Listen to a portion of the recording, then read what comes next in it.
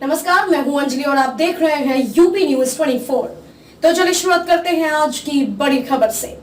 Samajwadi party के नवाबगंज से पूर्व विधायक छोटेलाल गंगवार आज अपने सैकड़ों साथियों के साथ समाजवादी पार्टी को छोड़कर कांग्रेस पार्टी में शामिल हुए।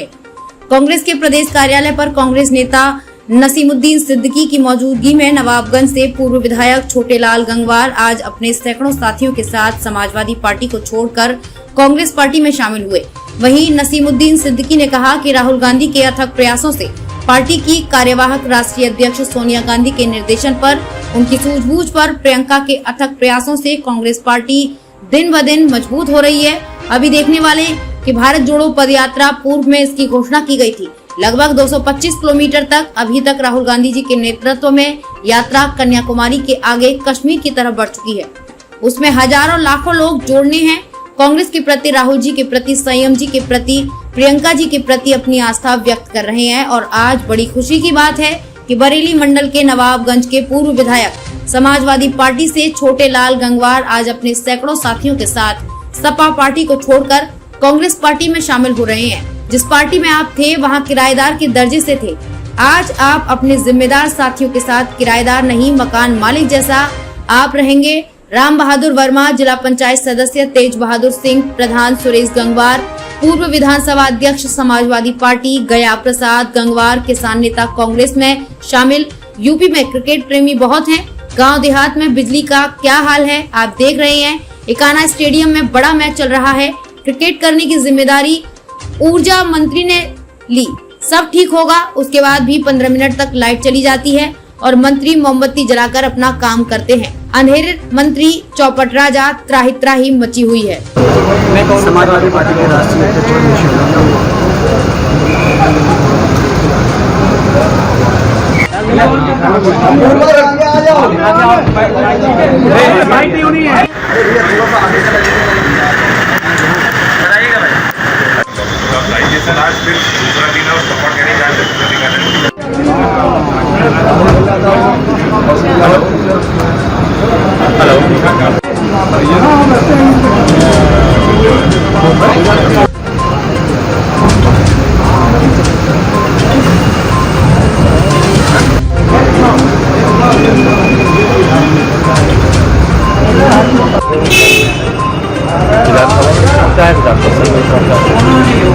सदन नहीं जाकर के पितृ सेशन करवाने और जनता को अनावश्यक रूप से परेशान करने का रास्ता तलाशते हैं, उनको अगली बार लोग सदन में भेजेंगे ही नहीं। बाकी विशेषाधिकार हनन की नोटिस देना या न देना, ये एक सदस्य के नाते किसी भी सदन के सदस्य का अधिकार है। लेकिन चित भी मेरी, पट भी मेरी, ये संभव नहीं है।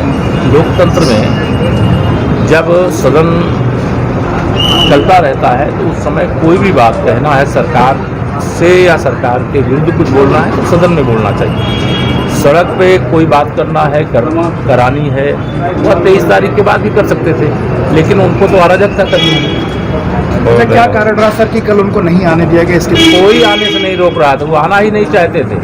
वो बिना अनुमति के निषेधाज्ञा लागू है, वो सड़क में पब्लिक को परेशान करेंगे। मैंने कहा जिनको आना था वो सारे लोग सदन में आए, उनकी पार्टी के लोग उच्च सदन में आए थे, लेकिन जिनको नहीं आना है वो नहीं आए। उनका जो गठबंधन था वो बिखर गया। उनके गठबंधन का ही एक हिस्सा सदन में मौजूद था और उनके ही दल के कुछ लोग, उनके जो विरोध का कार्यक्रम था, पैदल चलने का कार्यक्रम था, उसमें भी शामिल नहीं थे। आप निकाल करके देख लीजिए सारे चेहरे 111 अगर उनको दिख जाए तब माना जाएगा समाजवादी पार्टी एक है।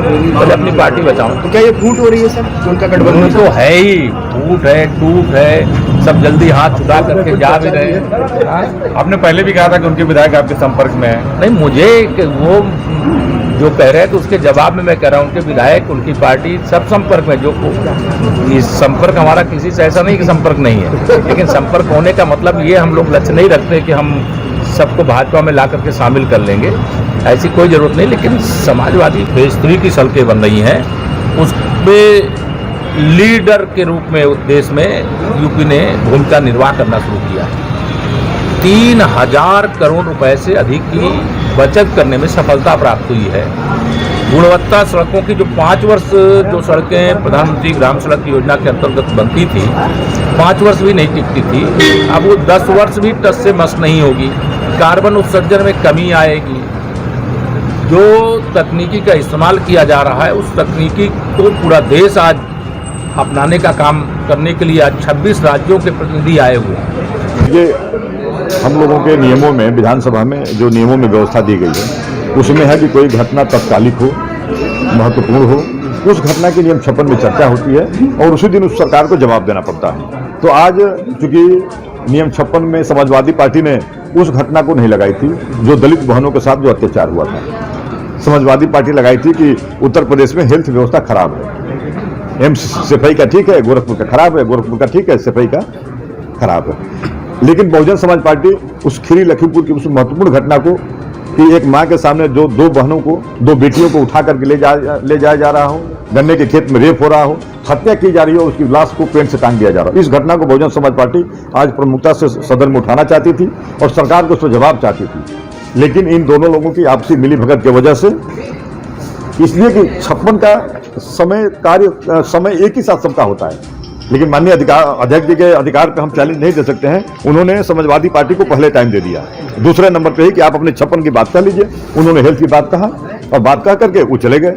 उसके बाद जब हमारी इस महत्वपूर्ण घटना की बात आई तो उन्होंने पहले से तय कर रखा था सरकार से कि हम उस घटना को, आप परेशान न होइए, हम बहुजन समाज पार्टी को चर्चा नहीं करने देंगे। इन्होंने अपने सारे विधायकों को बेल में भेज दिया और बेल में भेजने के बाद हाउस अव्यवस्थित हो गया। अध्यक्ष जी ने कहा कि आप बताइए, अध्यक्ष जी ने अपने सारे एजेंडा तो करा लिया, लेकिन अब नियम 56 पे कहे कि अब इस अव्यवस्थित हाउस में आप कैसे अपनी बात को रख पाएंगे। जबकि यह जरूर है कि अध्यक्ष जी ने पीठ से ये भी कहा कि समाजवादी पार्टी की भी एक सबसे महत्वपूर्ण सूचना लगी हुई है 56 में, माननीय आजम खान जी के बारे में, कि आप लोग उस पर भी नहीं बोलना चाहते हैं। लेकिन उनको कहा आजम खान जी से मतलब है, उस पर भी लोग चर्चा नहीं किए। उनको तो था कि हम ये दलित वाली घटना मौजूद। खबरों में अब तक लिए बस इतना ही। मिलते हैं फिर ऐसी ही बड़ी खबर के साथ। तब तक के लिए नमस्कार और देखते रहिए यूपी न्यूज़ 24।